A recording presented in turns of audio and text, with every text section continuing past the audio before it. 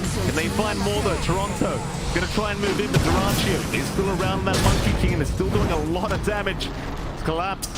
Gonna try and catch him out, but is unable to. But they do successfully hold that last lane at Barracks.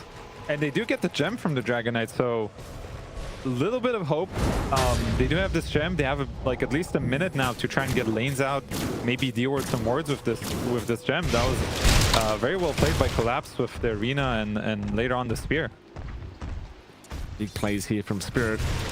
They are still just so far behind, but you're approaching that tiny late game now, Fly. I mean, he's gonna approach that level 20 talent. That's when things get very, very fun when it comes to damage. And what do you think the chances are Team Spirit can make a bit of a miracle comeback here in this game one? The win probability gives them 1%, so it's not over.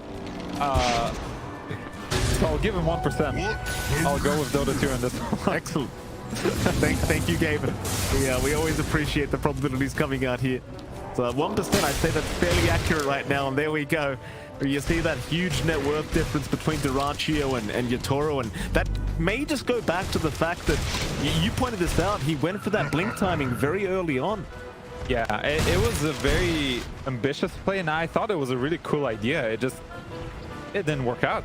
As simple as that, they just weren't able. Oh, damn, Gladiators now. Through the mid lane into the dive triangle they go, trying to hunt down Team Spirit as Poshka doing his best to get some wards down to get the vision for his team before this team fight does break out. But the Moonlight Shadow is going to be there. Ace, spun the Poshka. That should be one. Can't be. The rest of his team aren't going to be able to TP out, it seems, as he will kind of tank the gank here for Team Spirit. Yeah, and this means that they're going to be able to push this bottom lane in again and possibly threaten the last set of racks if they choose to do so, which I think they're strong enough to do it. Certainly try. They're going to make their way through. Team Spirit, they haven't managed to hit them the last time around. We'll just have to see if they can do it again. Keep in mind, Gaming Gladiators this time do not have the Aegis up. They are fighting without that secondary life.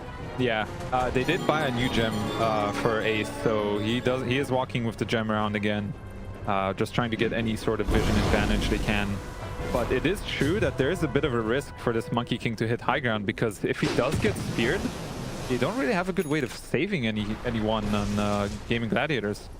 Certainly don't. Maybe even the shackles as well, right? Like you've seen Toronto Tokyo just getting shackle after shackle after shackle, and with the MKB up on the Wind Ranger, he has so much damage available to him. Yeah, definitely a scary Wind Ranger right now as well. Yeah, so I think the way Gaming Gladiators is going to approach this is they're just going to choke the map out, and as soon as Team Spirit steps out and they see it, they're going to look to fight.